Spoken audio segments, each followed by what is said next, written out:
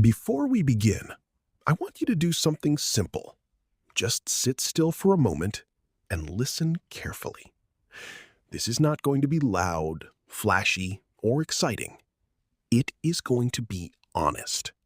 And if you truly understand what you are about to hear, it can quietly change the direction of your entire financial life. No hype, no shortcuts, just truth. Now let us begin.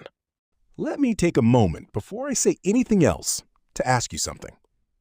Think about the last time you checked your bank account and felt genuinely proud of what you saw. Not relieved, not anxious, proud. Like you had done something right, something deliberate, something that your future self would thank you for. For most people, that moment is rare. And if you are being honest with yourself right now, you know exactly what I mean. We live in a country where the average household earns a reasonable income, works hard for decades, and still arrives at retirement with far less than they expected.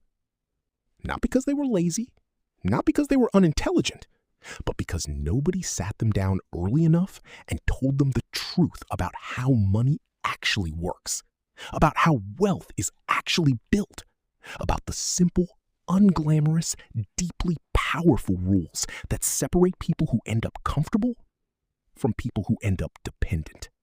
I am not here to sell you anything. I am not here to tell you that you can retire next year or turn your savings into a fortune overnight. Anyone who tells you that is not your friend. What I am here to do is have an honest conversation. The kind your parents maybe should have had with you. The kind that feels a little uncomfortable at first, because the truth usually does. So, let us start there. Let us start with the uncomfortable part. Most Americans are incredibly good at making money and incredibly bad at keeping it. Think about that for a second. We work, we earn, we spend, and then we work again to cover what we spent. It is a cycle that feels normal because everyone around us is living it. But normal, in this case, is not something to aspire to. Normal means working until your body gives out. Normal means hoping Social Security is enough. Normal means watching your children inherit stress instead of security. You deserve better than normal. And the path to better than normal is not complicated. It is just deeply misunderstood. Here is the first thing you need to understand. Wealth is not built by how much you make. It is built by the gap between what you make and what you spend, and then by what you do with that gap. That gap is your leverage. That gap is everything. And most people close that gap as fast as they open it. A raise comes in and suddenly there is a new car in the driveway. A bonus lands and the vacation gets upgraded. The lifestyle expands to meet the income every single time, and the gap disappears before it ever had a chance to grow into anything meaningful. This is called lifestyle inflation, and it is one of the most financially destructive forces in American life. Not because enjoying your money is wrong, it is not, but because there is a difference between spending intentionally and spending automatically. Most people spend automatically. They spend because they got used to a certain level of comfort, because frankly, the culture we live in is engineered to separate you from your money the moment it arrives. And so rule number one is this: spend less than you earn. Always, without exception. Not dramatically less, not monastery-level sacrifice, but consistently, intentionally, meaningfully less. If you earn $5,000 a month, live like someone who earns $4,000. That $1,000 gap, invested wisely and left alone, can change the entire trajectory of your financial life. This is not a new idea. This is the oldest idea in personal finance.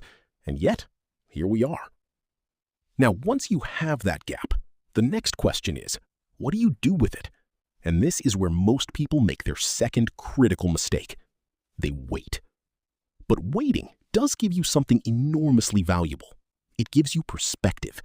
It gives you the ability to pause, recognize what is happening inside you, and choose a more rational response. Rule number 4, know yourself. Know your emotional triggers and build a system that protects your decisions from your worst moments. Set automatic investments. Write down your long-term plan and read it during market downturns.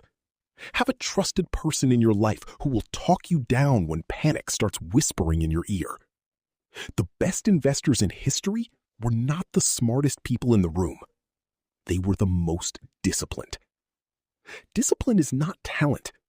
Discipline is a choice made over and over again, especially when it is difficult. Let me tell you about a different kind of mistake now, a subtler one that does not feel like a mistake at all in the moment. Think about a man, call him David, who discovers investing in his early 30s. He is smart, ambitious, and willing to learn. He reads everything he can, watches the markets closely, and when he finds a company he believes in, he invests. The stock does well.